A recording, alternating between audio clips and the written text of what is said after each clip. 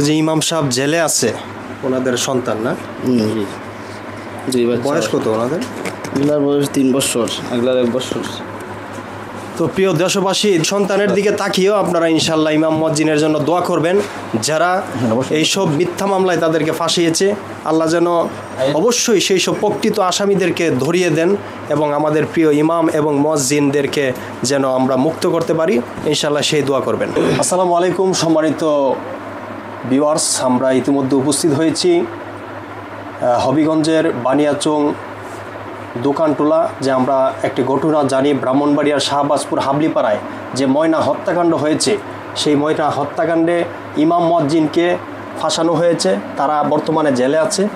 তো সেই ইমাম সাহেবের, মাওলানা হামিদুর রহমান সাহেবের সম্মানিত ভাই জনাব জাবিদুর রহমানের সম্মুখীন আমরা উপস্থিত হয়েছি এবং এই বৃহত্তর বানিয়াচং এলাকা আমরা দেখতে পাচ্ছি। আমাদের পাশে উপস্থিত আছেন মুফতি নাসিরউদ্দিন আনসারী, ওনারও এই এলাকা, ওনার এলাকারই একজন ইমাম জনাব জাবিদুর রহমানের কণ্ঠে একটু জানতে চাইবো আসলে ওনার ভাই কেমন, ওনার ভাইয়ের চরিত্র কেমন, ওনার ভাই কি এমন কাজ করতে পারে যার কারণে আজকে জেলের মধ্যে তাকে নেওয়া হয়েছে। আপনি একটু কথা বলেন দেশবাসীর উদ্দেশ্যে। আসসালামু আলাইকুম।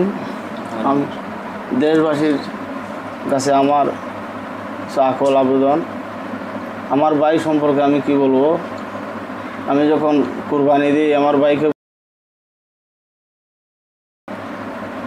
আমার এই ভাই বয়ে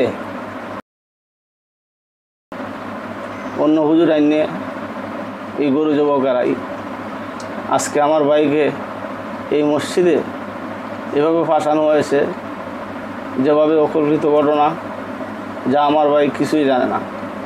2-3 দিন আমার ভাই, যেদিন ঘটনা হয় জ্বরের সময়, জ্বরের পরে এই মেয়ে হারিয়ে যায়, তখন আমার ভাই ওই জায়গায় ওই দিন মাগরিবের নামাজকে পড়ায়। আমার ভাই তখন ছিল না যখন মেয়ে নিখোঁজ হয়। ওই ঘটনার সময় আপনার ভাই দেশের বাড়িতে ছিল? আমার বাসায় ছিল। তখন আমার ভাই বলছে যে আমি 3 দিনের ছুটি নিয়ে আসছি, 2 দিনের ছুটি নিয়ে আসছি, 3 দিন হয়েছে ভাই, আজকে যাইতে হইব। তখন আমার ভাই গিয়ে ওই জায়গায় মাগরিবের নামাজ পড়াইছে। ওর আত্মীয় স্বজন বলছে এসে যে আমার মেয়েকে পাই না মাইকিং করানোর জন্য। আমার ভাই ওই জায়গায় মাইকিং করছে। তারপর এশারের নামাজ পড়ে যখন খাওয়া দাওয়া করে ঘুমায়, সকালে এই ছাদের উপরে বাচ্চারা গেছে পড়ার জন্য, আমার ভাই ওই জায়গায় পড়ায় না, আরে খুজুর পড়ায়। সেই জায়গায় অপেক্ষিতভাবে এই 2 ছাত্র যেন বসা, হঠাৎ করে দেখে এইভাবে লাশ। তো লাশ বাচ্চারা ইয়া নিচে, আমার ভাই নিচে মক্তব পড়ায়। তখন আইয়া বলতেছে হুজুর একটা পাগল এসে এখানে ভরা। তখন আমার ভাই বলছে কি পাগল? ভাই দেখেন হুজুর আইয়া। তখন সেই জায়গায় গিয়া যখন আমার ভাইকে দেখলো উলঙ্গ অবস্থায় মেয়েটি পরে আছে, তখন আমার ভাই এই জায়গার থেকে ঘুরে আসে, এসে তার ডরাই আইছে যে এটা কীভাবে অথবা। তখন আমার ভাই গিয়ে ওর গার্জেনদের আর 2 জন বাচ্চা মোটামুটি বড়ই, এদেরকে নিয়ে গড়ে গিয়ে খবর দেয় যে আপনার মেয়ে বোধ হয়, হয়তো আমি চিনি না, দেখছি উলঙ্গ অবস্থায় এসে পড়ে আস। তখন আমার ভাই মাগরিবের সময় যখন গিয়ে নামাজ পড়ায়, তখন আইসে এরা মাইকিং করার লেগে যে আমরা মেয়েটারে পাইতেছি না। তখন আমার ভাই মাগরিবের নামাজ পড়ে মাইকে এলান দেয় যেভাবে একটা বাচ্চা হারাইছে। তখন এই সকালবেলায় ভোর সকালে যখন ফজরের নামাজ পড়ে আমার ভাই বসতেছে যে ছাত্ররা এলে মক্তব পড়াইতো, এই সময় বাচ্চারা আগে 2-3 বাচ্চা বলে যে পাগল অবস্থায় এখানে পড়ে আছে। তখন এই খবর যোগাযোগ হয়। তখন প্রশাসন এসে এলাকার অনেক মুরব্বী, এলাকার কমিটি যারা আছে সবাই বলছে যে হুজুরের দ্বারা এটা সম্ভব না, এটা হুজুরের দ্বারা এরকম এই আশাবাদী আমরা করি নাই।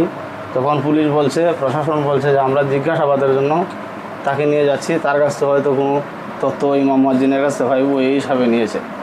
নেওয়ার পর 2 দিন রাখার পরে আমরা দেখা করলাম, ওরা বলছে যে না, আমরা তথ্য নেওয়ার জন্য আমরা জিজ্ঞাসার জন্য আনছি। পরে আমরা বাড়িতে আসছি, আসার পরে যখন হঠাৎ করে শুনি যে ওরা কোর্টে চালান দিছে।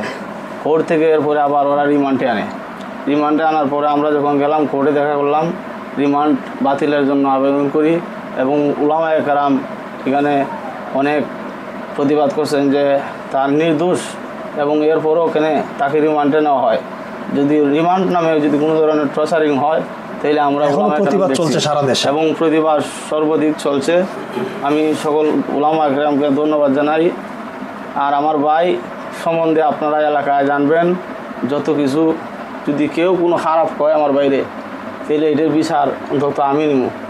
আর এলাকাবাসী আমার ভাই 5 বছর বিগত চলতেছে, যত মানুষের জিজ্ঞাসা হয়েছে কোনো মানুষ কোনো খারাপ এই কথা এখন পর্যন্ত বলে নাই, আশা করি ভবিষ্যতেও বলবে না। আপনার আব্বু তো নাই না? জি, আমার বাপ নাই। 1995 সালে আমার আব্বু মৃত্যুবরণ করছেন। আমার ওনার ছেলে মেয়ে কি আছে? আমার ভাইয়ের 2টি ছেলে, ওরা সব সময় কান্দে। যখন বাচ্চারা ডং করে যায় তোর বাপ জেলে, তখন ওরা তো হাউ মাউ করে কান্দে। সেই কান্না আমি বরদাস্ত করতে পারি না। এই অবস্থায় আমি উকিলের কাছ থেকে বলছি, উকিলে কয় এখন এটা আইনের পদ্ধতি, আইনে চলবে। আমি বললাম যে আমার ভাই নির্দোষ, কেন আমার ভাইয়ের এভাবে রাখা হয়? ওরা বলছে ছাড়বে, কিন্তু এখন পর্যন্ত ছাড়তেছে না। এখন জেল গেটে দিয়ে দিছে। এখন আমি কি করব? আমি উলামা কেরাম যত উলামা কেরাম আছেন সকলে প্রতিবাদ করতেছেন। আমি আশা করি আরও আপনারা করতেন। আর আমার ভাই কীভাবে মুক্ত হয় সেই ব্যবস্থা এবং প্রশাসনের কাছে আমার আকুল আবেদন, আপনারা সুষ্ঠু তদন্তের মাধ্যমে আসামিকে শনাক্ত করুন, আর আমার ভাইকে নিষ্পত্তিভাবে আমার ভাইকে মুক্তি দিন। আচ্ছা, আপনার ভাইয়ের চাকরিটা ওইখানে কিভাবে হয়েছিল ব্রাহ্মণবাড়িয়া শাহবাজপুরে? আমার ভাই ছিল লাখাই, তখন লাখাই থেকে তার এক বন্ধু আছে এখানে চাকরি করে, তখন তার মাধ্যমে আমার ভাই ওই জায়গায় গেছে। এমনি আপনার ভাই লেখাপড়ার দিকটা কেমন ছিল? আমার ভাই প্রথম অবস্থায় হাফিজি পাস করছে, তারপর ছাত্র হিসেবে ভালো ছিল শুনলাম। আমার ভাই খুব 1 নম্বর ছাত্র, যার কারণে আমি বলছি ভাই তুমি যতক্ষণ পড়তে পারো, আমি তোমার সর্বদিক দিয়ে আছি। আপনি সবসময় ওনাকে শ্রম দিচ্ছেন লেখাপড়ার দিক দিয়ে? জি, আমি নিজে কষ্ট করছি, তবু আমার বাইরে কোনো কষ্ট করতে দিছি না। আর আমার ভাই যে আমি মধ্যে মধ্যে খেত করি, একটা দানও যে ধরবো এরকম এই আঙ্গাজের ভাই আমার না, সবসময় মানে পড়া নিয়ে ব্যস্ত। এখন পর্যন্ত পড়ার ওই আছে, ডিগ্রি পর্যন্ত করছে। এই পর্যন্ত জেলে নেওয়া হয়েছে, এ পর্যন্ত আপনারা আপনাদের পক্ষ থেকে কি করছেন? কতটুকু আমরা অনেক প্রশাসনের সাথে যোগাযোগ করছি, প্রশাসনের কাছে আমরা ওই জায়গায় সরাইল থানা গেছি, গিয়া জিজ্ঞেস করছি যে স্যার এটা কোনভাবে করছেন। ওরা বলতেছে আমরা জিজ্ঞাসাবাদের জন্য আছি, আপনারা আপনাদের বাইকে বুঝান, যদি কোনো কিছু দেখে থাকে তাহলে স্বীকার করার জন্য।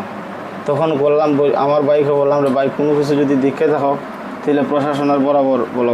আমি কুস্তা দেখছি না, একমাত্র আল্লাহ জানেন। আমি যে মিথ্যা কথা বলতাম আমি এরকম না, আমার গায়ে কোনো ধরনের কাদামারি লাগছে না যে আমি কোনো কিছু যে জানি, এরকম আমার না। আমি কোনো কিছু ব্যাপারে আমি জানি না। এখন আমার আল্লাহ জানেন হয়তো কোন বিপদ আমার লেগে আইছে, তখন আল্লাহ জানেন ভালো। সর্বশেষ আপনি দেশবাসীর উদ্দেশ্যে আপনার ভাইয়ের মুক্তির দাবি জানিয়ে আমি সর্বাধিক দেশবাসীর কাছে এবং প্রশাসনের কাছে এবং সরকারের কাছে আমি আকুল আবেদন, ইমাম মুয়াজ্জিন ওরা নিরীহ, মুয়াজ্জিন তো নিরীহ, আমার থেকে আরও বড় নিরীহ মুয়াজ্জিন ওর কেউ নাই, তাকেও খালাস দেওয়া হোক এবং এদেরকে নিরাপত্তাভাবে এদের মান আর নষ্ট না করে সুষ্ঠুভাবে এদের মুক্ত দেওয়া হোক, এই আমার দাবি দেশবাসীর কাছে।